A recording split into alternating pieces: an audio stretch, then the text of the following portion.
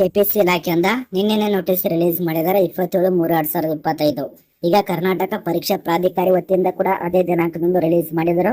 ಅದೇ ರೀತಿಯಾಗಿ ಈಗ ಇದು ಕೂಡ ರಿಲೀಸ್ ಮಾಡಿದ್ದಾರೆ. ಒಂದು ಸಂಪುಟ ಸಭೆ ರಾತ ಅದರಲ್ಲಿ ಎಲ್ಲ ಮಾಹಿತಿಯನ್ನ ತಿಳಿದುಕೊಂಡು ಡಿಸಿಷನ್ ಮಾಡ್ತಾರೆ. ಇದನ್ನ ಆ ರೀತಿಯಾಗಿ ಮಾಡಬೇಕು, ಈ ರೀತಿಯಾಗಿ ಇದೇ ದಿನಾಂಕದಂದು ನೋಟಿಸ್ ರಿಲೀಸ್ ಮಾಡ್ಬೇಕಂತ ಹೇಳಿ ಚರ್ಚೆ ಮಾಡ್ತಾರೆ. ಆಗ ನಿಮಗೆ ನೋಟಿಸ್ ಬರಾತ ಎಲ್ಲ ಒಟ್ಟಿಗೆ ಒಂದೇ ದಿನಾಂಕದಂದು ರಿಲೀಸ್ ಮಾಡಿದ್ದಾರೆ. ಅಂದ್ಮೇಲೆ ನೀತಿ ತೆಗೆದುಕೊಂಡು ರಿಲೀಸ್ ಮಾಡಿದ್ದಾರೆ. ಇದನ್ನೆಲ್ಲ ತಿಳ್ಕೊಬೇಕು.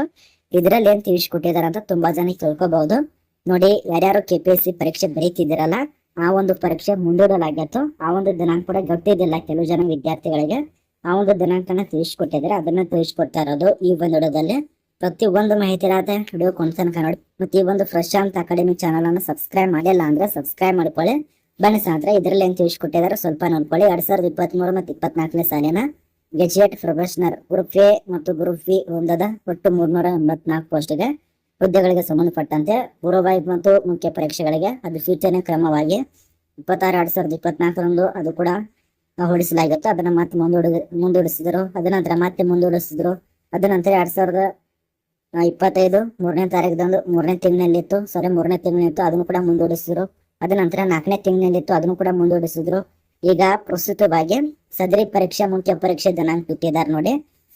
3/5/2025, 5/5/2025, 7/5/2025 ಅದೇ ರೀತಿಯಾಗಿ 9/5/2025 ನಡೆಸಲು ತಿಳಿಸಿಕೊಟ್ಟಿದ್ದಾರೆ. ಇದನ್ನ ಅರ್ಥ ಮಾಡ್ಕೋಬೇಕು ಪ್ರತಿಯೊಬ್ಬರು.